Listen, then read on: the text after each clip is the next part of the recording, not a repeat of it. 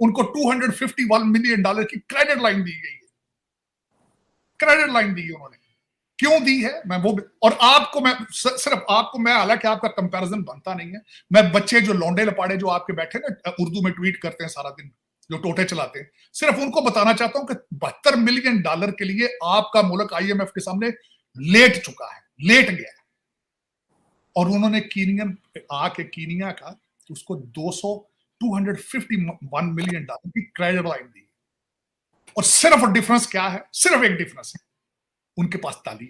उनको अपनी तरफ मुतवज्जा कर रहा है वो, तो वो अपनी इन्वेस्टमेंट करेगा, जो कमाएगा वो इंडिया में आएगा, उनका मकसद तो ये है। तो जब हमारी तरफ कोई आएगा, हमारा कोई बंदा उनसे इन्वेस्टमेंट करेगा, तो वो पैसा तो हमारे पास आएगा ना, हमारी कंट्री के अंदर आएगा, हमारी इकोनॉमी स्ट्रॉन्ग होगी उससे। हम अपनी कंट्री के लिए क्या कर सकते हैं? इंडिया की इमेज शो करता है, तो वो फॉरेन पॉलिसी उनकी बहुत स्ट्रांग है, तो उन्हें लगता है कि इंडिया बहुत स्ट्रांग है, और ऑब्वियसली इंडिया स्ट्रांग हो रहा है।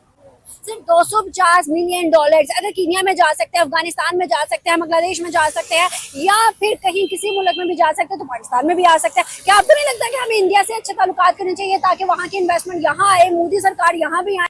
As a work force Indian है, सीधी बात है, क्योंकि वो काम अपना जो है ना अच्छे से करते हैं।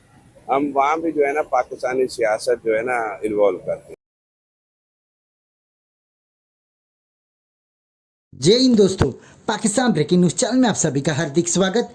केन्या के प्रेसिडेंट भारत के दौरे पर है और केन्या के प्रेसिडेंट ने भारत की तारीफ की और भारत का शुक्रिया अदा किया कि जिस तरीके से भारत ने केन्या को मदद की है, ऐसे किसी भी देश ने भारत को मदद नहीं की। जब पैंडेमिक का टाइम था तो भारत पहला ऐसा देश था जिसने फ्री ऑफ कॉस्ट में केन्या में वैक्सीन भेजी, और अब भारत ने ये ऐलान किया कि वो केन्या को $250 मिलियन की क्रेडिट लाइन देने जा रहे, जहां पर केनियन प्रेसिडेंट ने भी इसकी एक्नॉलेजमेंट दी और उन्होंने कहा कि हम भारत का शुक्रिया अदा करते हैं। वहीं पर केन्या इस $250 मिलियन को एग्रीकल्चर, हेल्थ और एजुकेशन सेक्टर में लगाएगा, जहां पर भारत उसको पूरा सपोर्ट करने वाला है। जहां पर केनियन प्रेसिडेंट ने यह भी कहा कि प्राइम मिनिस्टर मोदी का मैं बहुत बड़ा फ़ैन हूं। जिस तरीके से प्राइम मिनिस्टर नरेंद्र मोदी दुनिया को लीड कर रहे हैं, वो एक एग्जाम्पल है और आज हर एक देश को उनसे कुछ सीखना चाहिए। यहीं पर भारत हमेशा अफ्रीकन्स लोगों की मदद करता है और इसलिए उन्होंने अफ्रीकन यूनियन को G20 का मेंबर बनाया और अब G20 G21 के नाम से जानी जा रही है। जहां पर पाकिस्तानी मीडिया में इससे बहुत बड़ी हलचल शुरू हो गई है, जहां पर पाकिस्तानी मीडिया का कहना है कि $70 मिलियन के लिए IMF ने पाकिस्तान के नाक से लकीरें खिंचवा दी और भारत है कि इजीली $250 मिलियन की क्रेडिट लाइन केन्या को दे रहा है।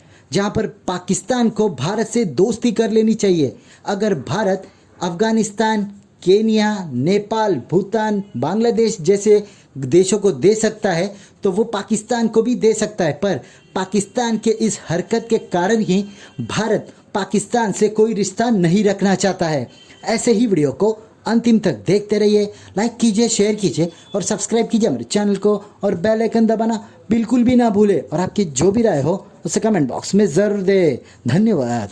I thank you, Prime Minister, for the consideration of the $250 million for supporting Kenya in the space of agricultural mechanization and the whole space of vaccines and other interventions. I want to assure you that we will immediately embark on programs that have already been agreed on so that we can leverage on this facility to provide the much needed services for the people of Kenya.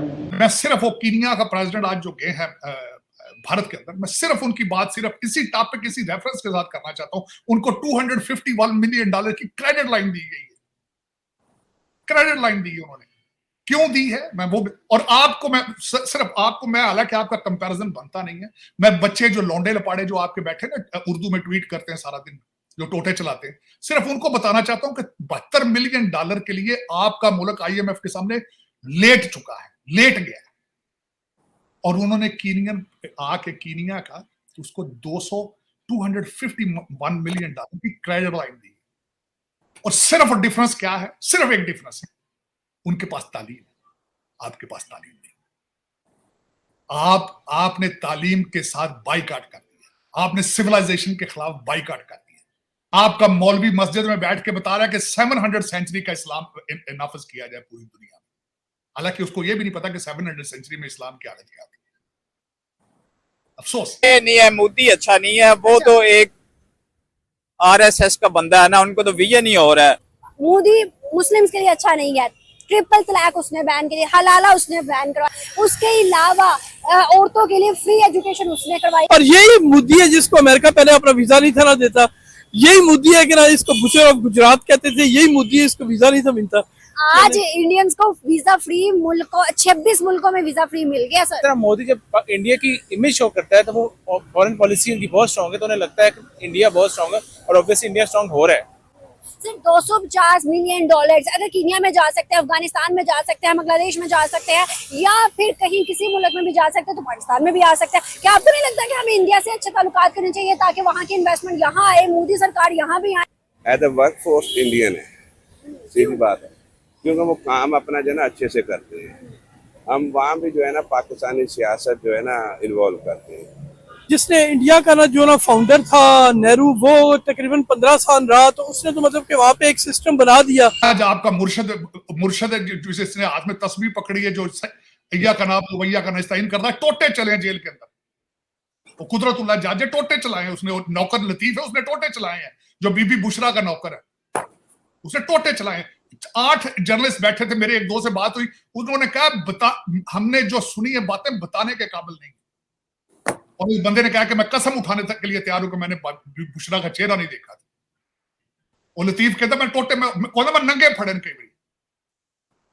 साथ on Chaudhary आया बाहर, उसने कहा कि मैं उसके घर छोड़ के आता था, उसने कहा मैं अपने ताल्लुकात की वजह से मुंह नहीं खोलता, वरना मैंने अगर मुंह खोला तो पीटीआई को मुंह छुपाने के लिए जगह नहीं मिलेगी। आपकी सियासत के ये रंग है, आपकी तरक्की मैं क्या प्रेडिक्ट करूं? चीमा साहब आज आपकी तरक्की कहां से प्रेडिक्ट करूं मैं? वो 251 मिलियन की क्रेडिट लाइन दे रहे हैं कीनिया को, आप टोटे चला रहे हैं अदालतों में। और फिर उसके बाद उसने क्या कहा, मैं अगली बात भी बताना चाहता हूं आपको। वो मुर्शिद ने क्या, मैं मुजीबुर रहमान हूं। उसने कहा मेरे साथ मुजीबुर रहमान वाला सलूक ना किया जाए, उसने थ्रेट किया है, आपकी स्टेट को थ्रेट किया उसने थ्रेट किया। चले चीमा साहब, फिर यही होता है जब कमजोर कौमें होती हैं, जिनको जो अपने माजी को भूल जाते हैं फ्यूचर क्या होगा, जिनको पता ही नहीं कि who the hell we are. आप कभी गौरीब बनने की कोशिश करते हैं, कभी आप सऊदी बनने की कोशिश करते हैं, कभी आप कुछ बनने की कोशिश करते हैं, आपको पता ही नहीं कि हम हैं कौन, किसी को कोई पता नहीं। फॉरेन इन्वेडर्स को हीरो बना के फिर रहे हैं, आप छलांगे मारते फिर रहे हो। कभी देखो तो सही उनका डीएनए क्या था, तुम्हारा डीएनए क्या है?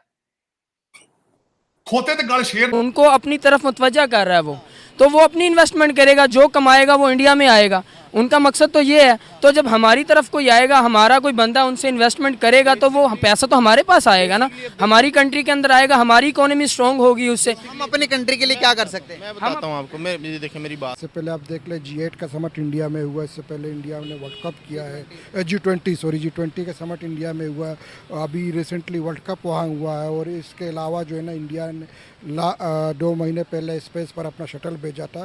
तो हमें उनसे ठीक है जो भी है, लेकिन उनको देखना और सीखना पड़ेगा।